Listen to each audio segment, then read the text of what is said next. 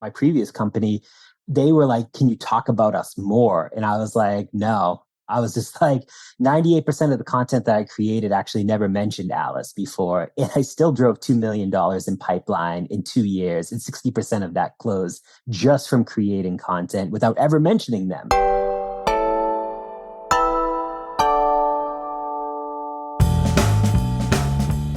Hello and welcome to another very special episode of the Confessions of a B2B Marketer podcast. We are joined by Nick Bennett, who is massive in the B2B space. He has his own podcast, he has his own email newsletter, he's big on LinkedIn. Go and check him out on LinkedIn. And in this call, we start off understanding where he came from, which was more field and event marketing, and then we transitioned into his career as a creator and his work now and his passion for the B2B creator. So let's jump right into that discussion now.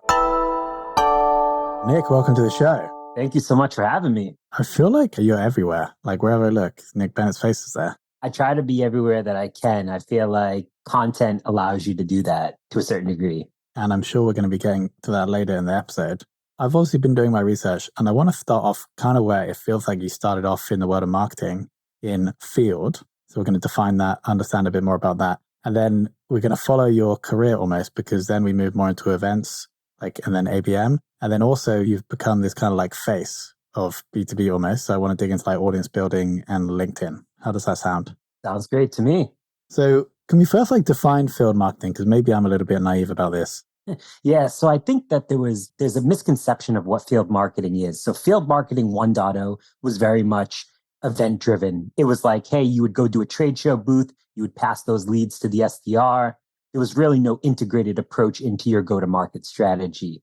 Field marketing 2.0 is a very much a trusted advisor to the sales team. Sales ultimately should be your internal customer. And so events is a piece of it, but you have to think of digital, creative, messaging, positioning, brand, like all of these things play into it. And you are the closest person to the sales team. So not only are you doing basically pre-COVID, it was very much territory based where you had, say, someone in EMEA, East Coast US, Central West. And so they would run the territory based like a CMO. They would work with the sales team and they would basically, it was really ABM to a certain degree before ABM was cool to do. People tie field marketing, or they should be tying field marketing to revenue. And so many people weren't doing field marketing from a revenue lens before. They were doing it from a lead gen lens. Got it. So the thing that stood out for me is trusted advisor to the sales team. So you're there to empower and even educate the sales team to close more deals. 100%. Yeah. It's like so many times people are like, well, you have your customers, but really field marketers, sales is your customer because you need them to succeed at the end of the day for you to be successful. And so many organizations have these silos because sales doesn't talk to marketing. Well, field marketing is your front lines. They should be talking to sales on a daily or weekly basis and talking to those sales leaders. How do you come together under one revenue organization to actually achieve success? Do you have any specific tips? Because I've worked with sales teams in the past and it's a challenge for every marketer. So from your experience in the field, is there anything that you've done that someone listening can be like, I'm going to do that tomorrow to make the sales team love me? I think that you have to build relationships first and foremost before anything. Any organization that I went into for those first, I would say 60 days, it was really about building relationships with sales. And for me, I was in sales before I was in marketing. Now, I do think a lot of marketers should try sales at some point, or maybe if you want to go to marketing, start in sales. I don't know, maybe an SDR role, maybe an AE, whatever. But once you walk in their shoes and you can relate to them and talk to them in their language of, hey, here's how I'm going to make you money at the end of the day. Because let's be honest, salespeople just want to make money. And if you can talk their language, it's how you're going to make money versus saying, I'm going to drive all these MQLs for you. No one cares about MQLs, but they care about money in their pocket at the end of the day. So did you then narrow your focus when you went from field to events? Because you said events was a subsection of field. Yeah, and the thing is, events actually move the needle more than anything. And I think COVID kind of played a big piece of it, of kind of accelerating virtual events. Now we're seeing more in-person stuff come back as well.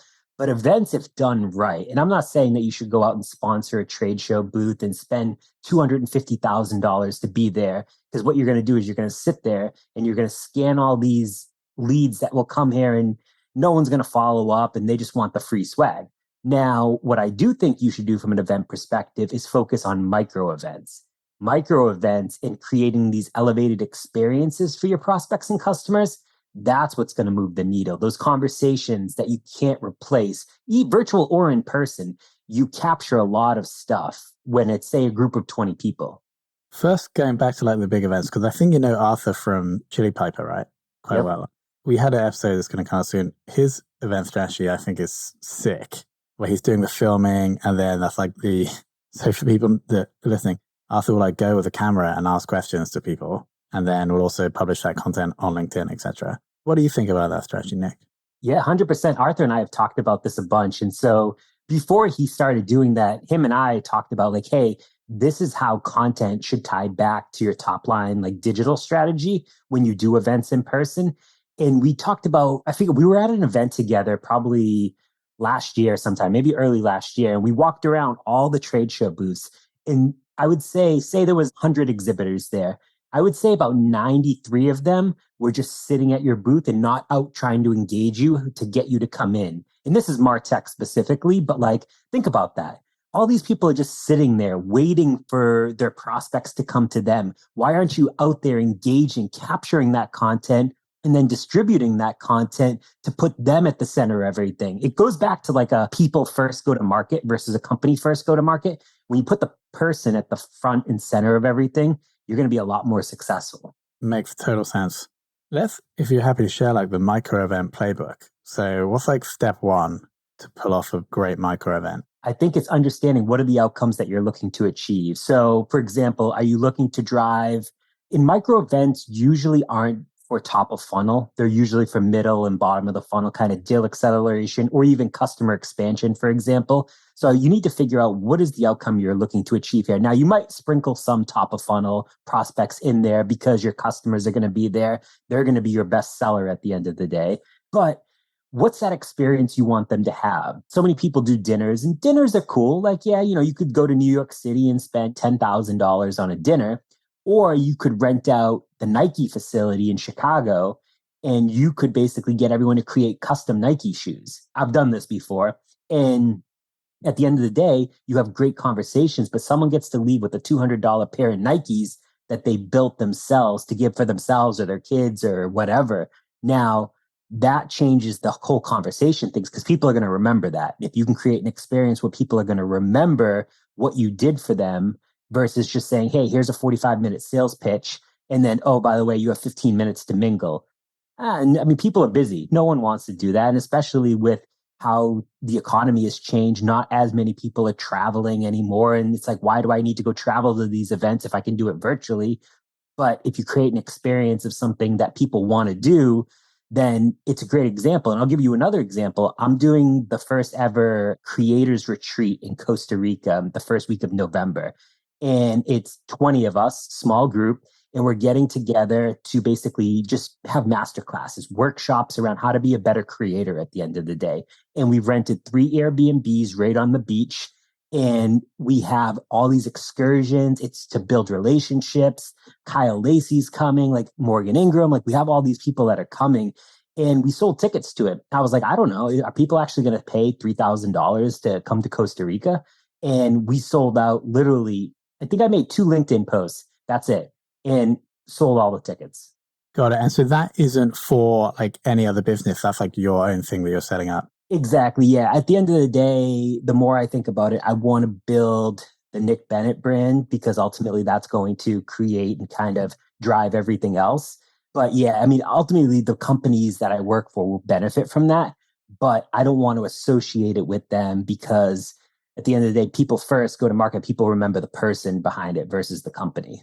Well, let's jump into this. I was going to get to that later, but yeah, the Nick Bennett brand. When did you start building this? Because right now, correct me if I'm wrong, that's question number 1. Right now, we have obviously the LinkedIn presence. We have the Anonymous Marketer podcast. All this stuff is going to be linked below, by the way, if you're listening to go and check out. There's also an email newsletter. And then am I missing something? No, honestly, you got everything. It's in. Well, actually, yeah. There's one other piece. I'm writing a book on the creator economy and B2B as well. Nice. So it's like all these things are trying to fuel. Like I want to be known as one of the people that kind of led the charge on the creator economy in B2B. Got it. Okay. And so when did you start working on this? So originally I started creating content. It was probably about 3.5 years ago now. So I was at a company called Clary. Kyle Coleman was my boss, very well known on LinkedIn. And we were actually in Laguna Beach at a revenue kickoff. And he talked about all the successes that he's had from LinkedIn. He's like, you should post on LinkedIn. I love a good challenge. So I was like, all right, cool. He's like, you should talk about failed marketing because out of, at the time, 610 million users, no one talked about field marketing, what it was, the misconception, how it plays into a revenue organization. And so I did that for 6 months straight, 5 days a week, just talked about field marketing. Which year was this? This was 2020. Yeah, it was the month before COVID really hit in the US because I was like, it was February of 2020 and then March, like basically everything shut down. Cool. And so that kicked off the journey. You did that for 6 months. And then I guess you started building the audience, getting followers. And then what happened next? Yeah, basically there was a lot of silence for the first, I would say almost a year. It was, I was creating content, but I was getting like 3 likes, 4 likes, maybe a comment, and it was usually a friend. And I was just like, is anyone actually listening to this? And then people started DMing me saying, hey, this is really helpful because this is programs that I'm actually implementing into my strategy or people that want to go into field marketing. I was like, okay, there's lurkers out there. Those lurkers, it's resonating with. And so I said, you know what? Ultimately, it allowed me to start to talk about account-based marketing, customer marketing. And I was like, I'm at a point where 3.5 years later, I feel like people follow my content for me at the end of the day. I could talk about, I mean, I hate to say it, but I could say the sky is blue and there's probably going to be people that like it and there's no value in that. But I've always tried to lead from a value first perspective in the content that I create. And if I could help one person a day, that I feel like I've done a good job. And that's always just kind of been the content that I've worked on. And it's just allowed me and snowballed into all these additional projects just from showing up every day. Have you posted every day for the last 3 years? Yeah, I have actually. I burnt out pretty hard. I think it was last summer. And I was actually going on vacation, my first vacation in like 4 years with my wife and my daughter at the time. And so I was like, you know what? I'm taking like 2 weeks off from like LinkedIn.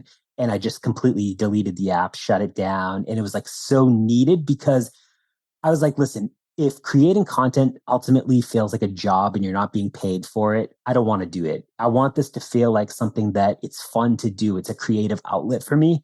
And when it starts to feel like monotonous and it's like, I got to think of something to post. I got to think people are counting on me, all these things. It's not fun. And it was always my mindset. And so outside of that and outside maybe the week between Christmas and New Year's, I would usually take that week off. Yeah, I've posted every day and sometimes 2 times a day. I mean, 2022, the end of 2022 and all of 2023 so far, I've been posting 2 times a day, Monday to Friday. Love it. How much more leverage does this give you in like negotiations when you're taking a new role? Because you've had a couple since you started then, and I can imagine it's just great. Yeah, 100%. It's nice to not have to apply to roles and kind of have your choices of what you actually want to do and have roles actually created for you. I mean, my current role at AirMeet wasn't an open job description. We created that role together. I wrote the job description of what I think it should be. And so it's allowed me to say, hey, listen, not only you sell the marketers, I am a marketer. I understand the pain points that you're looking to solve, but I also bring 55,000 other people that will see my content and click my profile and see that I work for AirMeet and drive ultimately inbounds for you. So it gives you a lot of leverage to basically be very selective. And in the world of tech today, where there's layoffs, feels like every day, I don't worry about it because I'm like, you know what? I'll just go either do my own thing or I'll reach out to a few people I know and be like, hey, you willing to create a role for me or hire me? And more than likely, I'll be okay. And last resort, I could post on LinkedIn. Hopefully, I would get a bunch of DMs, people wanting to chat. Even formalized, right, in your job contract, it's not like you have to do one post per month that mentions us. I assume it's just you'll do whatever you want with your content. You probably manage to negotiate like a higher compensation. Exactly. Yeah. I don't put anything in there regarding like, I have to talk about you a certain number of times. And I've actually, my previous company, they were like, can you talk about us more? And I was like, no. I was just like 98% of the content that I created actually never mentioned Alice before. And I still drove $2 million in pipeline in 2 years. And 60% of that closed just from creating content without ever mentioning them. And I'm just like, again, people follow the person and they buy from people. I'm just going to add value through things that I'm working on and hopefully help others.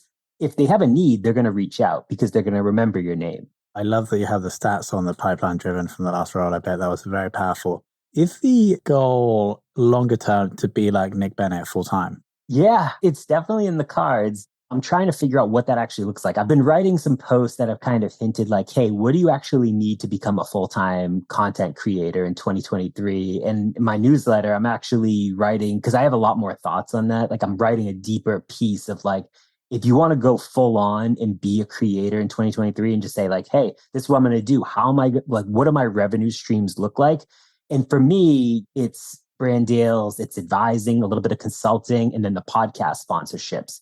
And it puts me in a really good spot. And honestly, those have been a side hustle for me for so long, but it's a sizable side hustle where I'm like, wow, actually, I think I could like do this full time. I get cold feet sometimes worrying, now that I have 3 kids, I'm like, ooh, you got a family to provide for. So we'll see. Yeah, congrats on the 2 babies you had recently, right? Yeah, 2 twins. Yep. So they're 10 weeks old. So it's exciting. Incredible. There's pics on Nick's LinkedIn if anybody's wondering. Yeah. I did see recently on LinkedIn also that the merch revenue stream is being discontinued. Is that correct? It is, yeah. Well, the funny thing is, I actually made $0 off of any of that. It was a nice kind of added benefit because I wanted it for myself, but Mavens as a whole is going to be pivoting, kind of like shutting down the creator pages and moving to more of an integration to their websites. I don't have a website anymore, so I'm like, I can't really do that. And I was like, you know what? I think since I launched it, there's probably been about 150 people that have bought stuff. And I was like, that's cool. Like, again, I've made $0 on any of that, but it's so nice to see the pictures of people that will like send me pictures and be like, hey, look, it's just like cool. Like, I came up with that tagline. Now it's like people embracing it.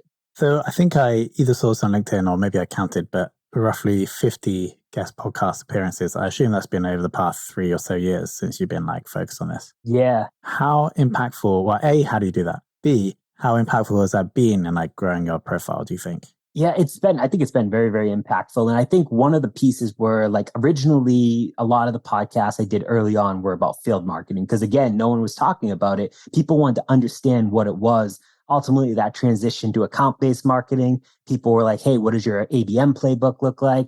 Then I started to do a little bit of customer marketing. And then it was like around like this whole creator economy. And now it's just kind of like, what do you think about like everything? And like those, for me, it's really good because one, content lives forever. And it's like, I can now take clips from this and like all these things and basically put it on YouTube, which I'm a huge believer on YouTube shorts and like Instagram reels and TikTok, and then use it for LinkedIn. It's like, great. Now I have all this distribution from this content that will ultimately fuel, hopefully people clicking, say my link tree and seeing all these additional, like my newsletter and all these additional things that maybe you want to learn about. And then you reach out to me and say, hey, I would love to do maybe some type of partnership together or some type of advising. And everything that's come to me so far has all been inbound. I haven't outbounded on anything, which has been really nice. And I think all this content kind of fuels that. For sure. Like clearly 2 kids, full-time job, various side hustles. What's like the productivity system? Like what time are you waking up? When are we doing different types of work? Yeah. So before, when I was creating for LinkedIn for so long, I would basically write the post like in the moment, and it would take me no longer than 5 minutes. I would put it out there. If there was grammatical errors, cool, no worries. But since I would say probably for the last 6 months or so, I've started scheduling my content now that LinkedIn kind of natively released that because I didn't trust any of the other platforms. But now that LinkedIn has it, I was like, all right, cool. I'm going to actually put it out there. So what I usually do is like, I'll write all my content on say Sunday night or something. I'll schedule it out for the week. So I don't have to think about it and I can kind of go around and still engage with people. But I know that, all right, cool. At 8 a.m. or 9 a.m. my time, there's going to be a post. And then 8 p.m. my time, there's going to be a post. And then I can kind of just jump in and continue those conversations. And then I usually scroll throughout the day. If there's interesting stuff that I see, I'll jump in. If I could add value, add to the conversation. But I definitely try to time block stuff. And LinkedIn can be a time suck if you don't use it properly. And just like any social media platform, you could sit there for hours and just scrolling. And then you're like, whoa, 2 hours went by. And like, I was supposed to do 30 other things. So if you time block it, and fit it into your schedule, like on your actual calendar, it makes it a lot easier. Makes total sense. And then I guess if you have that, it seems like the posting is the core like activity for everything else, really. I guess it drives podcast downloads, it will bring in sponsorships, it probably helps you produce content for the newsletter. So once you've got that done on the Sunday night, then like everything else seems to flow from that. Would you agree? Yeah, 100%. Yeah, it's been nice to not have to worry as much about like creating the content. It's like, all right, cool. I can understand the framework that I'm looking to do. And I think Justin Welsh does this really, really well of like, I've talked to him a bunch and he's like, I sit down on a Saturday and I write like a bunch of stuff out for weeks. I was like, oh, I could never do that at the time. I was just like, it's not me. And life happens and life gets busy. And it's like sometimes you need to change your work style. And especially when you're moving up, I'm in a senior director role now. I had a team of 5 people and that looks to expand. It's like, hold on, like I can't balance all of these things if I don't have like processes and frameworks in place. Makes total sense. Let's talk more about the creator trip. So this is something that you're doing like under your own personal brand and you're like organizing everything. You sold the tickets and then you're like doing the agenda. Yeah, so I'm partnering with her name's Kelsey and Kai Shaw. So like I'm working with them because I was planning on do this back in 2022 in the US. And I was like, we should create a marketing creator house. The best B2B marketers, we pay for everything, we get sponsors and we just do it. And I was like, I ran into so many legal troubles from a contract perspective that I just ran out of runway. But Kelsey and Kai wanted to sponsor it at the time and it just didn't work out. So they're like, what if we help front the money for a lot of this stuff? And like we logistically plan it. We have the legal teams that handle all of it. And you still be the host. I was like, oh, 100%, I'm in. And so Kelsey went out to Costa Rica for like kind of scouting. And she basically found these Airbnbs and like she was sending me the pictures. I was like, oh my God, these things are beautiful. And so now we have these workshops planned. Like one around YouTube, for example. How do you get better at creating content for YouTube? Because a lot of B2B marketers know that's the way that things are kind of progressing. There's some around like just different types of work styles. Ultimately, we want people to leave and say, hey, I'm a better creator personally right now. And this is going to help me with these relationships that I've built to hopefully progress things out. And ideally, we do this every year, maybe twice a year, but we're going to test it out and we're going to create a lot of content in person when we do this. Like Todd Clouser's coming from Lavender. So like we have a lot of people that are really, really good at video and a lot of good content creators. We're just going to kind of see what unfolds over a 4-day period. So who is the company that wants to sponsor it? We should give them a shout out. Yeah, it's Demand OS. They used to be Branter, but yeah, Demand OS. It's again Kai Shaw, super cool dude, and Kelsey who works for him. So we're all kind of going on this together and seeing what happens. But she planned the agenda. She's logistically planned everything. Because again, I was like, one of my biggest flaws is I'm not good at delegating. I try to like take everything on, and I've realized as I've kind of progressed in my career that like delegation is very, very important if you want to be successful. For sure. And so Demand OS presumably sell software to B2B marketers. So they're going to get exposure to the audience of all the creators in theory through the program. Exactly. Super interesting, like a way to spend marketing budget for Demand OS versus like getting a stall at Dreamforce, dropping 20 grand on LinkedIn ads. You know what I mean? So it's super interesting to see how that goes for them. Yeah, I'm excited too, because I do think that like I want to see more companies investing in creators. And you're seeing like from an influencer marketing perspective. And I mean, there's always been a so one-sided piece of it where the brand says to the influencer or the creator, go do this because this is what my like deliverables are. But it should be very much more of an integrated strategy where it's like, hey, these are the topics that we want to talk about. What are your thoughts on it? How could you add value there without making it sound like a sales pitch at the end of the day too? Yeah, super interesting. Also had Todd on, I think the episode's coming out this week because he's really into this stuff. Yes. Like you are, I think. Todd and I talk often, and I've known Todd for a while now, and he's good. I learn a lot from him from like a video perspective. He's taught me a ton on TikTok, but now like from a YouTube perspective as well, he's taught me so much. You think he's the funniest guy in B2B marketing? He's probably the worst marketer in the world.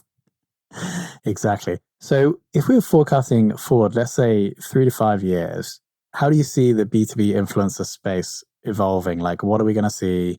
And do you reckon it's going to like triple or double in the next 3 to 5 years? I think that we're going to start to see mass adoption, at least in MarTech and sales tech, probably within the next 2 to 3 years. I think like fintech and a lot of these other industries are probably a bit further out because it's tougher from a regulation perspective and like audience, and they may not be on LinkedIn, but they may be on Reddit, for example. So it's understanding that piece. But I do think we're going to start to see mass adoption. And what it's going to look like is it's going to be very much an integrated approach. Or you're going to have marketing teams start to hire creators. And I know Lavender didn't do this on purpose, but if you look at the entire Lavender marketing team, they all create content. They're all out there. They're all speaking at events. I guarantee you, if you went to look at like how much like Lavender's like from like a search perspective, like exploded since all these people were hired, it's got to be through the roof. Like I see them everywhere I turn. And they're Jen, Todd, they're all amazing people. And even Will, like both Wills now, like out there in Will Aiken. I mean, 3 Wills are out there creating content. It's like you see them everywhere. And I think more B2B brands that understand modern day marketing and marketing leaders that hopefully are willing to try something new and not just stick to the old playbook are going to be willing to bring creators on full time to help fuel that strategy. Because they might still specialize in something. Like think of Todd. He's really good at video, but he's probably playing a bigger piece of that. And it's like, how do they fit in from a specialization standpoint, but fuel the amplification to everything else that they're doing?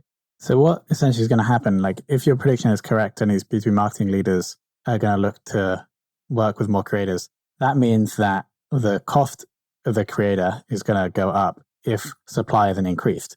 So presumably like creators like yourself are going to become more valuable, like the cost to pay you, if that's possible to do an ad, would go up. But then as more of this happens, then more of these people are going to start creating content and more creators will arrive. And I guess one thing that you're doing is looking to accelerate the supply of creators. Exactly. Yeah. And, it's B2C has obviously nailed this really well. They understand the influencer model. And I feel like B2B is lacking. But some companies do this really, really well and are starting to figure out like, hey, why continue to invest in like a corporate handle posting from LinkedIn that someone's probably not going to read when I can say have these 10 creators that work for me and they still do other things within the organization, but those 10 people are all of a sudden driving millions of impressions per month. And think about how many clicks they're getting. Now think about what you would spend from like a paid media perspective on that. Like you'd be saving a lot of money because you could cut your paid budget down a good chunk and invest that into the creators because you're ultimately borrowing trust and authority from their audience too. Makes total sense. And your mission also makes total sense now. Like if you can accelerate the creation of these influencers, it's going to accelerate your vision for B2B marketing influencers to explode. 100%. Would you say that's like your like life purpose at the moment? I would say it's a big piece of it. I just want people to be aware of like the creator economy and like, I guess, accelerate the growth of the creator economy in B2B specifically. And I think you see some people adopting this, but like so many people don't even know where to start. They're like, if I want to work with like a creator, because I got this question yesterday, it was like, they were in fintech actually. And they were like, where do I even find people that I want to like work with? And because there's no platforms like B2C. Like B2C, you could be like, all right, cool, I'm a brand. I want to go find these 10 influencers that I'm going to work with. And there's probably like 20 platforms out there to do that. In B2B, there's no platform that currently exists that can do this and do it well because people don't know how to monetize it from a B2B perspective. I know people that have tried to build them and it's fizzled out. But think about that. If you could create a platform that ultimately brands could subscribe to and be like, all right, cool, I want to go work with these 10 creators. You get all their information. You can see it all. You can basically communicate with them on this platform. That would be cool. I have no interest in building that, but I would like to see someone build it. Yeah, it makes total sense. I'm also thinking like talent agency, but for B2B influencers, that's the thing. 100%. That's on my like new business ideas Trello card. Amazing, Nick. Thank you so much. So we're going to link to everything below for people to check you out. It's been a bit of a journey. We talked about field events and then obviously your thoughts on B2B. Super excited for the event. I'm sure there's going to be a lot of posts about that on LinkedIn, right? Where is that happening? Yep. November 1st through the 4th in Costa Rica. So there'll be a lot more content coming out and then a lot of content posts that we'll be sharing too that hopefully gets more people excited about doing it next year. For sure. We'll link to Demand OS just purely having the balls to go and set this up. I think it's really cool. But Nick, yeah, thank you so much for your time. I really appreciate it. I really love the episode. Appreciate you having me, Tom. It was a blast.